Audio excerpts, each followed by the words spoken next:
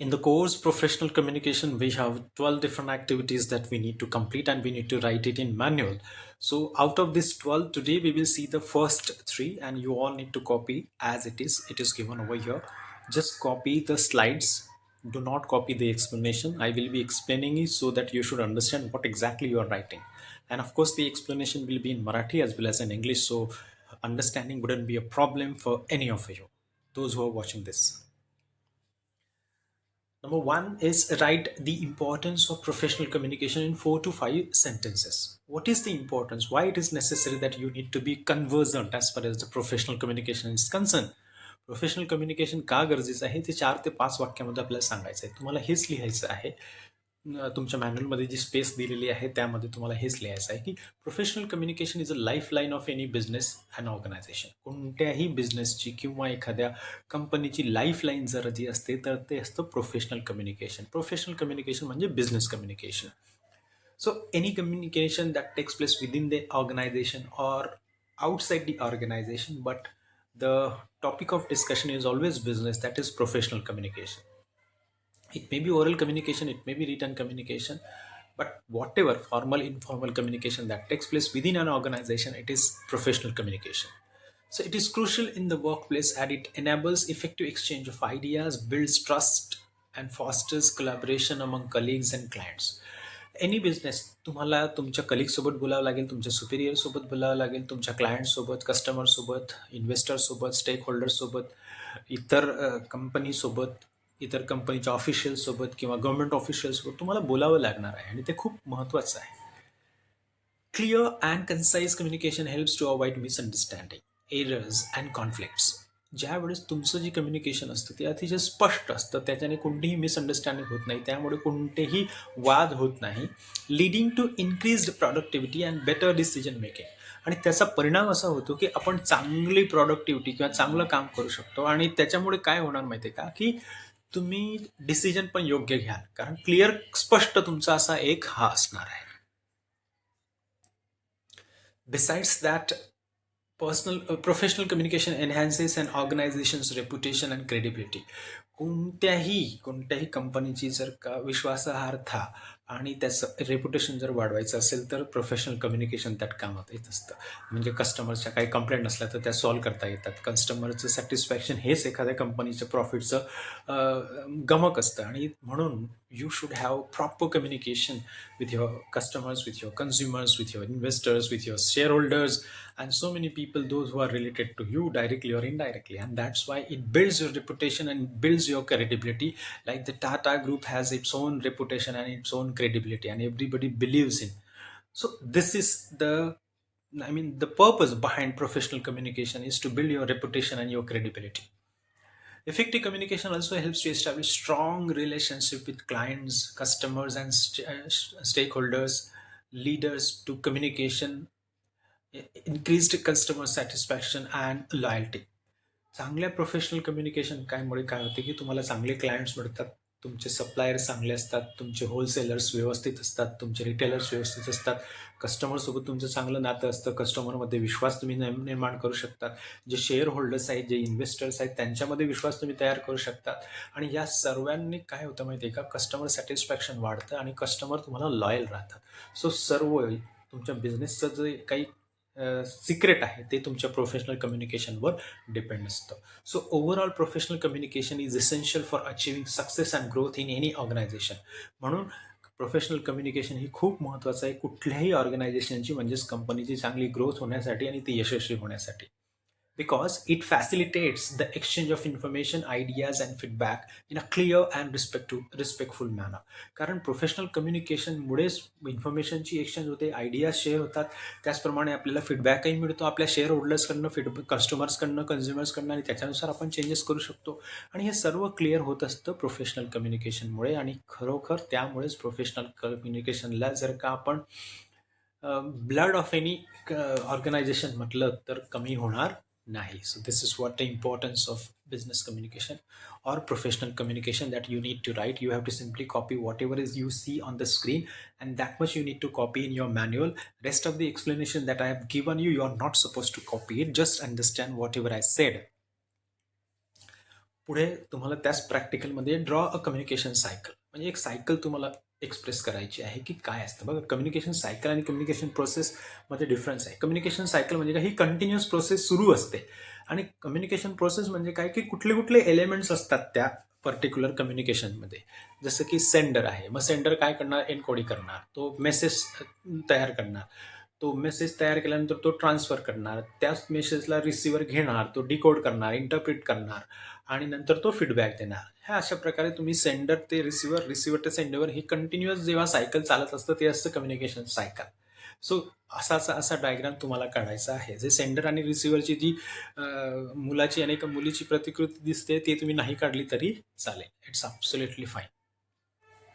नंतर आहे use any two real life communication situations and explain the communication process. बघा, communication process इथे वेगळी असते. जसं की sender, message, channel, receiver, encoding, decoding, feedback हे मी दाखवलेलं. तर पहिली सिच्युएशन तुम्हाला दिलेली आहे. Imagine that you are a job candidate and you are attending an interview for a marketing position at a company. The interviewer, who is marketing manager, asks you to introduce yourself and explain why you are interested in the position. Situation समजली असेल तुम्हाला की तुम्ही job इंटरव्ह्यूला गेलेले आहेत आणि त्या पॅनल मेंबरने तुम्हाला एक प्रश्न विचारलेला आहे की तुम्ही स्वतःबद्दल सांगायचं आहे, स्वतःची ओळख करून द्यायची आहे आणि तुम्ही ही पोझिशनसाठी अप्लाय केलेलं आहे, तर तुम्ही काय इंटरेस्टेड आहात त्याच्यामध्ये. मग सिच्युएशनमध्ये कोण सेंडर असणार आहे, द इंटरव्ह्युअर म्हणजे मार्केटिंग मॅनेजर. मेसेज काय आहे, the question, can you introduce yourself and explain why you are interested in this position. हा मेसेज झाला. चॅनल काय आहे, face to face, oral communication होत आहे त्याच्यामुळे फेस टू फेस कम्युनिकेशन. ह्याची मेथड काय येणार आहे, वर्बल, कारण प्रश्न विचारला आहे, शब्दांचा वापर झाला आहे. So you can add method also. Method I forgot to mention in it, तर तुम्ही लिहू शकता. Receiver, the job seeker candidate, म्हणजेच तुम्ही जो अटेंड करतो आहे इंटरव्ह्यू तो. एन्कोडिंग काय आहे, you respond to the question by introducing yourself and explain your interest in the position. यावेळेस तुम्ही स्वतःची इंट्रोडक्शन करून देत आहात आणि तुम्ही काय इंटरेस्टेड आहात त्या पोझिशनमध्ये हे सांगत आहात. That is the process. आणि डिकोडिंग काय आहे, you listen to the question and interpret its meaning.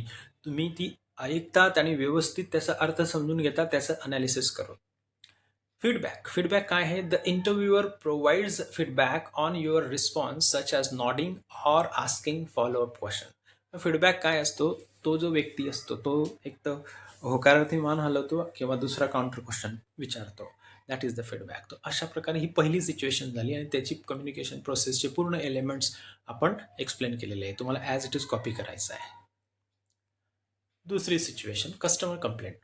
Imagine that you are a customer service representative at a retail store and a customer comes to you with a complaint about a product they purchased. The customer explains that the product is defective and asks for a refund. Situation समजली असेल की तुम्ही customer representative आहात. एक customer तिथे येतो आणि त्याच्या प्रॉडक्टमध्ये जो डिफेक्ट आहे तो सांगतो आणि सांगतो मला माझे पैसे परत करा.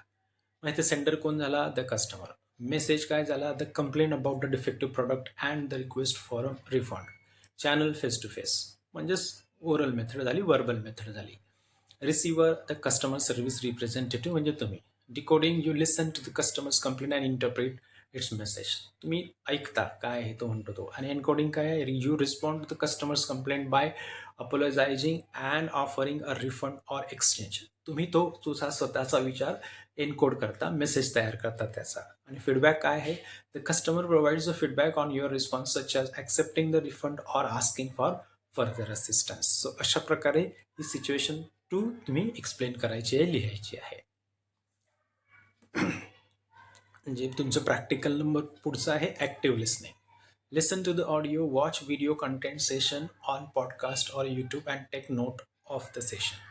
त्याची लिंक तुम्हाला दिलेली आहे. You have to simply listen to that and you have to listen and write down your listening. Actual listening, you have to recall, first listen the video, recall and then pen down. I have given you a ready-made answer, you have to simply copy it like that. Life is often compared to a roller coaster filled with twists, turns and unexpected surprises. One significant lesson we encounter on this thrilling ride is the importance of avoiding the envy trap. But what exactly is the envy trap?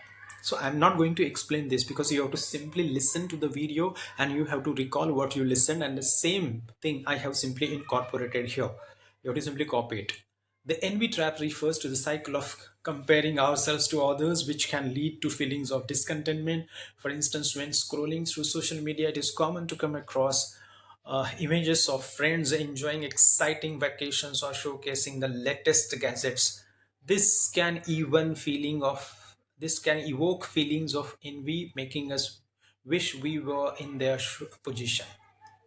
To avoid falling into the envy trap, it is essential to recognize that everyone's journey is unique. Just because someone else is on an exciting adventure does not diminish the value of our own experiences. Each of us has our own story, complete and different highs and lows that shape who we are. Being content does not mean settling for less. Rather, it involves appreciating that we have what we have while still striving for our goals. It is keen to enjoying a delicious meal without constantly every eyeing someone else's plate. Contentment is about finding joy in the present even as we work towards a better future. Consider a time when you accomplished something significant, such as passing a challenging test or mastering a new skill. The sense of achievement is a vital part of being content. It is crucial to recognize and celebrate our accomplishments, both big and small, without allowing comparisons to diminish our joy. Moreover, contentment can be viewed as a superpower that protects us from the negative effects of envy. Instead of feeling bitter or resentful towards others' success, we can celebrate them genuinely. Their victories can serve as inspiration rather than a source of jealousy. So अशा प्रकारे तुम्ही active लिसनिंगचं हे practical लिहून काढायचं आहे व्यवस्थित तुमच्या मॅन्युअलमध्ये. त्याच्यानंतर पुढचं प्रॅक्टिकल आहे note making and note taking. Explain the importance of note taking.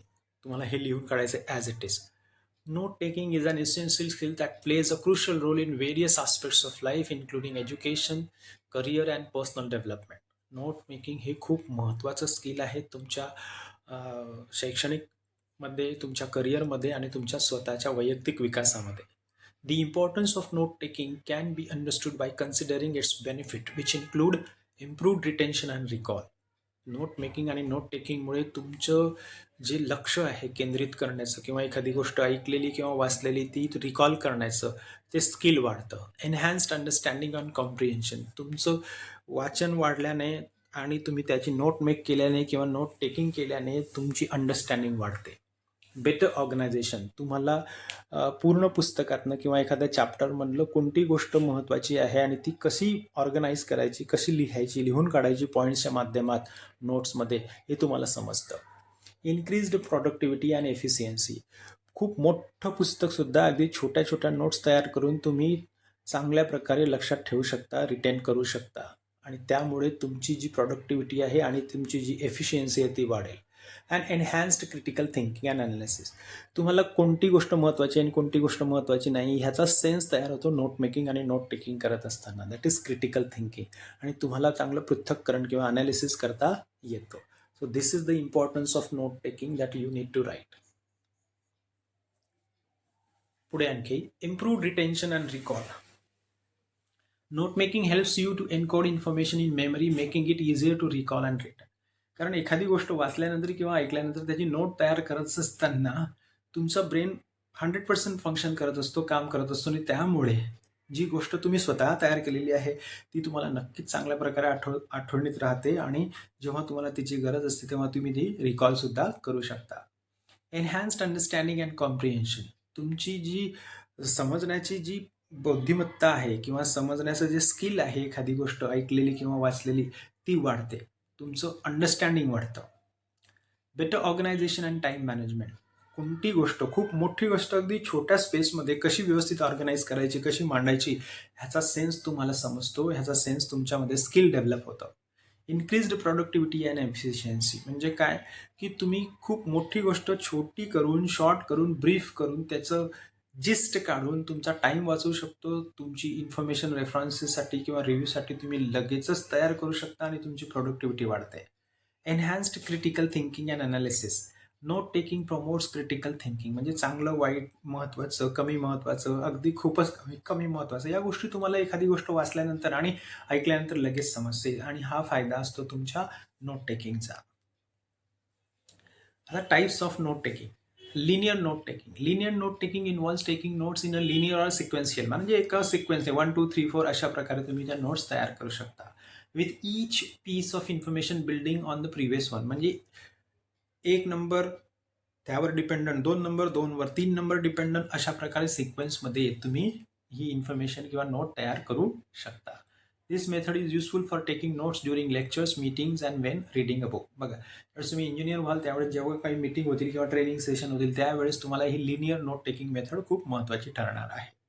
Mind mapping. Mind mapping involves creating a visual map. बघा, मॅप तयार करायचा असतो तुम्हाला, असा डायग्राम सारखा तयार करायचो, इमेज तयार करायची असते, कीवर्ड्स वापरायचे असतात, ते कनेक्ट करायचे असतात आणि हे खूप सुंदर दिसतं. माइंड मॅपिंग तुम्ही केली तर तुम्ही शक्यतोवर तुमची नोट किंवा ज्या गोष्टीची नोट तुम्ही तयार केलेली आहे ती तुम्ही विसरणार नाही.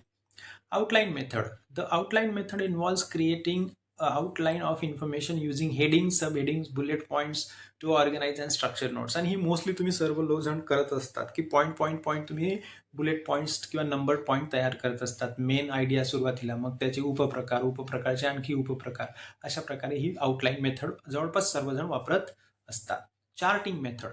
The charting method involves creating a chart or table to organize and compare information. This method is useful for taking notes during lecture method. म्हणजे तुम्ही चार्ट तयार करतात, मेन आयडियाचा एक चार्ट आणि त्या एक्सप्लेनेशनचा एक चार्ट, आणि त्याच्यानंतर काही आणखी एक्स्ट्राची माहिती जर का असेल तर तुम्ही ती सुद्धा तिसऱ्या चार्टमध्ये लिहू शकता. त्याच्यानंतर आहे Cornell note taking. Cornell note taking invites divide a piece of paper into two columns, with the left column used for keywords and questions and the right column used for notes and summaries. म्हणजे 2 कॉलममध्ये तुमच्या पेजला divide करायचं. पहिल्या कॉलममध्ये तुम्ही keywords किंवा questions लिहायचे आणि दुसरा जो कॉलम असतो राईट कॉलम, त्याला तुम्ही काही नोट्स आणि समरी लिहायची असते. This method is really useful for lecture and meeting as well as reading a book. Shorthand method. The shorthand method involves using abbreviations and symbols to quickly capture information. This method is useful for taking notes. Short म्हणजे DND. DND हे तुम्हाला माहिती आहे की do not disturb. असे short hand किंवा short forms तुम्ही वापरायचे, जेणेकरून मोठी जास्तीची माहिती तुम्ही कमी शब्दांमध्ये किंवा नुसत्या लेटर्समध्ये सुद्धा ती सामावू शकते आणि ते तुम्हाला चांगल्या प्रकारे समजेल नंतर.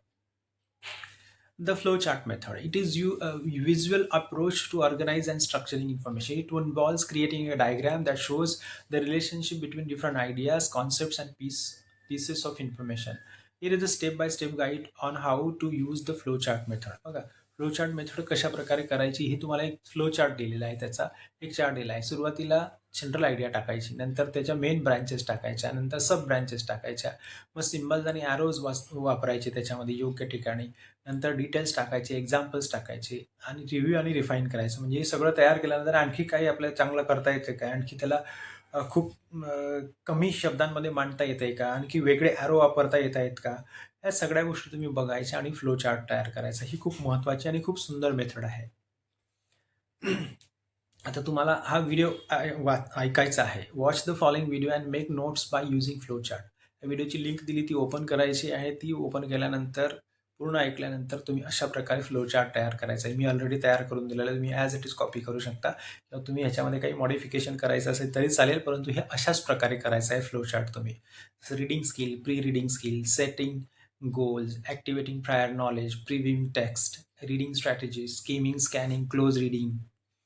त्याच्यानंतर comprehension skill, identifying main ideas, identifying supporting details, marketing inferences. Critical reading स्किलमध्ये analysing author's purpose, evaluating evidence, identifying fallacies. हे सर्व मी त्या ज्या व्हिडिओमध्ये दिलेल्या आहे त्या सर्वांचा हा फ्लो चार्ट आहे. तुम्ही अशाच प्रकारे तयार करायचा आहे आणि तुमच्या ज्या 3 मी सांगितल्या, याचं पहिलं सांगितली तुमची कम्युनिकेशन सायकल, दुसरं तुमचं सांगितलं ॲक्टिव्ह लिसनिंग आणि तिसरं सांगितलं नोट टेकिंग, नोट मेकिंग. हे तुम्ही पटकन लिहून सबमिट करायचं आहे नेक्स्ट प्रॅक्टिकलमध्ये. I wish you all the very best. पुढच्या 3 लगेचच तुम्हाला देणार आहे. Good luck. थँक्यू.